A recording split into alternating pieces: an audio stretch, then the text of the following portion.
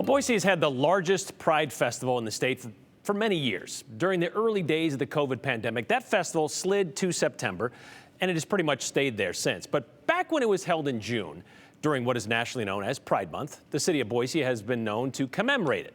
Put up a pride flag in front of City Hall.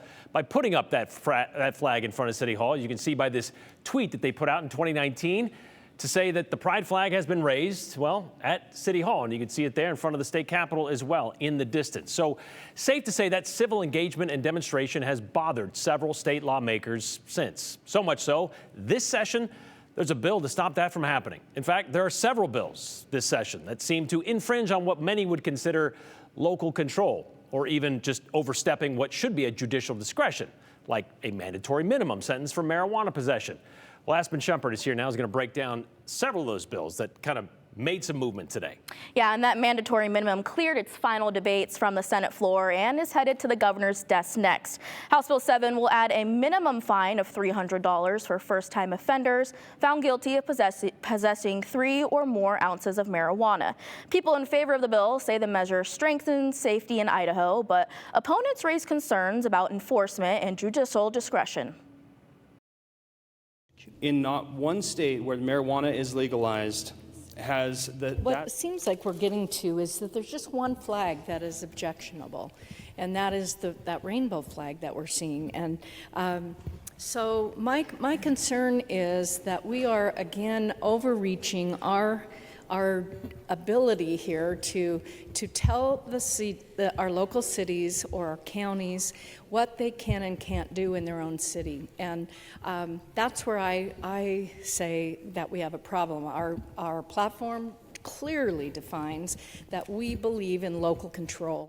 This isn't about local control. This is about government entities making political statements. The government should be free from politics. Also debated today was House Bill 96, which proposed by Representative Heather Scott. It would prevent government entities from flying flags not officially associated with the United States, with exceptions for state, military, and tribal flags. Well, some lawmakers argued this would encourage unity. Others say it interferes with local control, what you just heard. We're going to roll back to the mandatory minimum arguments today heard. In not one state where marijuana is legalized has that state become a better, safer, or more wealthy place to live and raise a family.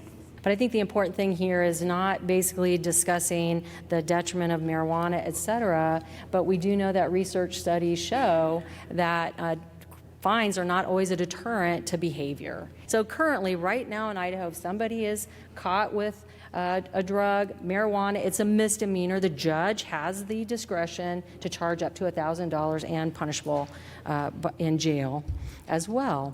So I do think it is important to give judges discretion to look at the evidence, to look at the weight of the case, to see what's going on, and to be able to determine, is it a lesser fine or even a greater fine?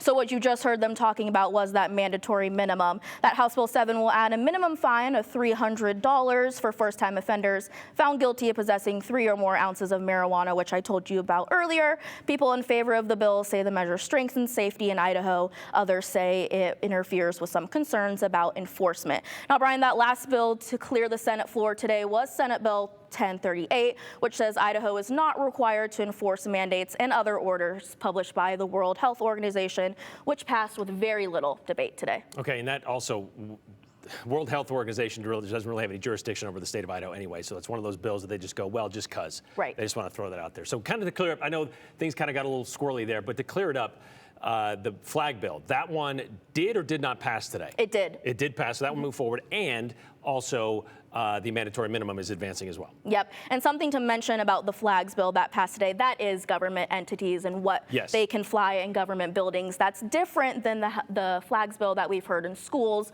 and we know that one was trying to do the same thing and limit what flags can be in schools. That one did get sent to the 14th order, so not much movement there. Not much movement on that one, but we'll see how that one goes. But this is obviously one of those that was directed specifically at the city of Boise to kind of say, hey, we don't like that pride flag sitting outside City Hall. All right, thank you very much, Aspen.